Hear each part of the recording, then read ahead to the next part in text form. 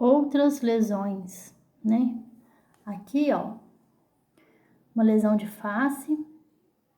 Aqui eu coloquei essa foto quando o paciente está de sonda nasentérica ou ele está de tubo, né? Quando ele está entubado, se a gente força demais, aperta demais, pode dar uma lesão de nariz e a pessoa tem uma lesão tão significativa que ele vai ter uma pequena amputação aqui da narina, porque ele perde isso, necrosa, né? E depois ele vai ficar com essa cicatriz de nariz. Eu já vi também, tá? E isso aqui a gente vai ver, pode ser por fixação ou não, tá? E aqui outra ferida de orelha. Tá vendo como que fica? Necrosa e é rápido. Tratar isso aqui, ó, é cartilagem, né? Pouco vascularizado. Então, é muito difícil a gente tratar. É muito demorado, né, o resultado dessas feridas.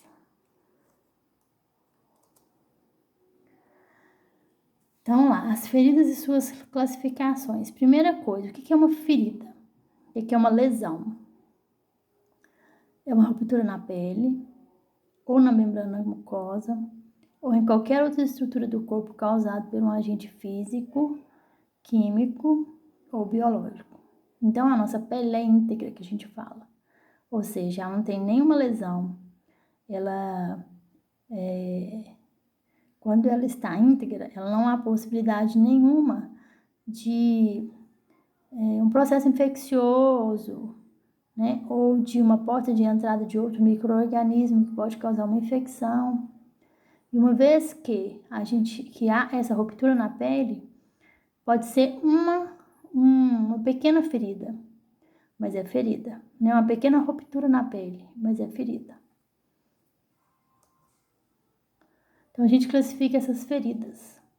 A gente classifica elas quanto à causa, quanto à evolução, quanto à presença ou não de infecção, quanto ao comprometimento tecidual. Então, a gente vai falar de cada uma especificamente. Então, quanto à causa, a gente classifica ela como intencional ou não intencional. O que é isso? Quando a ferida ela é causada por uma cirurgia, né? A pessoa vai fazer uma cirurgia e essa pele, a ruptura da pele é causada por um instrumento cirúrgico. Então, a gente fala que a causa é intencional, programada.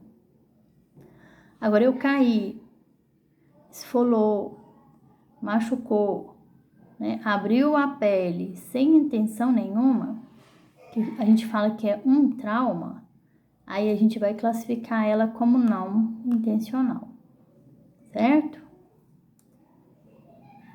Quanto à causa, ela pode ser patológica ou iatrogênica.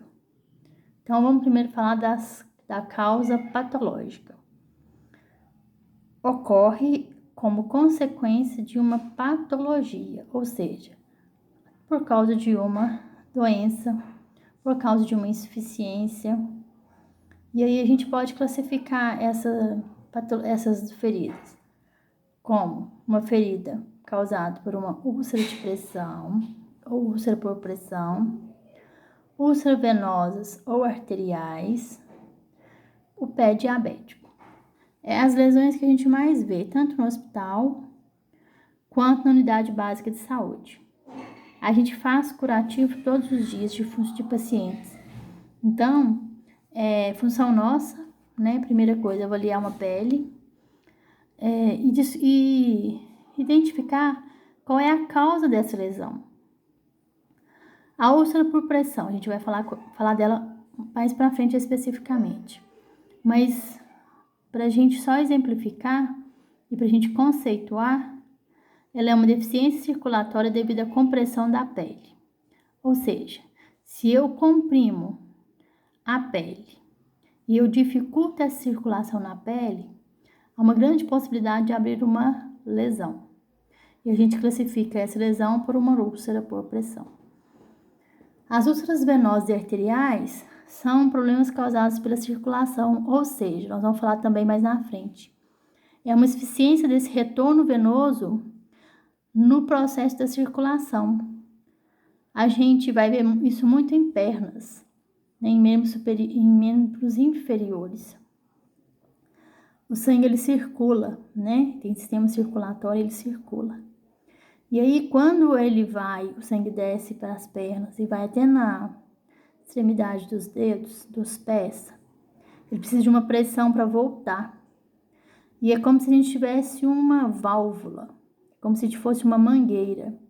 Quando a gente aperta o bico da mangueira, a gente não dificulta esse retorno. E aí, quando as nossas veias, essas válvulas, elas ficam deficientes, elas não voltam, o retorno venoso não é eficaz e fica sempre, é como se tivesse um restinho. E isso não é o ideal. Isso pode causar, né, uma deficiência nas válvulas e fazer uma úlcera venosa ou úlceras arteriais. Úlceras venosas é quando a gente vê que ela foi causada por uma veia, uma insuficiência nas veias. Ou então, quando é uma insuficiência nas artérias. E por último, o pé diabético, né? Causado por deficiências respiratórias e circulatórias em membros inferiores de pessoas diabéticas, principalmente em pés, né? Aquele pessoa diabética que não cuida, principalmente do seu fator glicêmico, sempre descontrolado, é uma deficiência venosa que vai fazer com que muitas vezes esse paciente ele perde, né, a sensibilidade, ele necrosa pontas de dedos e aí ele vai amputando, né, pontas de dedos, os pés, depois as pernas e tudo começa, a gente fala o pé diabético mesmo, né, esse processo de deficiência circulatória em membros inferiores. E a gente tem a causa iatrogênica, que é o resultado de procedimentos de tratamentos. E um desses exemplos é a radioterapia. Não sei se você sabe, mas a radioterapia, a grosso modo, é um tratamento por radiofrequência. Então, há são feixes de elétrons que vão naquele tumor e são irradiados naquele tumor a fim de destruir aquele tumor. E aí, como ele é pontual, ou seja, em cima somente daquele tumor, ele pode causar uma lesão. É como se ele fizesse uma queimadura. Por isso que geralmente a radioterapia, o tempo dela é muito curto, né? As sessões de radioterapia é muito curta. É no máximo, às vezes, minutos. Porque se aumentar muito essa frequência, há uma queimadura maior. A pele fica muito seca. Se alguém conhece alguém que faça, pode observar. Precisa usar um creme específico para hidratar essa pele, né? Não pode ficar no sol. Então a gente sabe que quando a causa faz parte desse processo de tratamento, né? A gente fala que ela é iatrogênica. Aqui tem uma foto. Deixa eu mostrar aqui, ó. Uma ferida iatrogênica, né? Um processo de quimioterapia, de radioterapia na cervical, que é no pescoço, né? E foi irradiado feixes de elétrons aqui para fazer uma radioterapia. E acabou que abriu essa lesão na cervical desse paciente. Então, aqui tem uns exemplos, as fotos ficaram fora do lugar, mas aqui, ó, uma ferida cirúrgica, certo? Isso aqui é uma colostomia, quando o intestino, ele é exteriorizado, né? Então, aqui coloca a bolsa de colostomia e as fezes saem por esse orifício. E aqui uma ferida traumática também, né?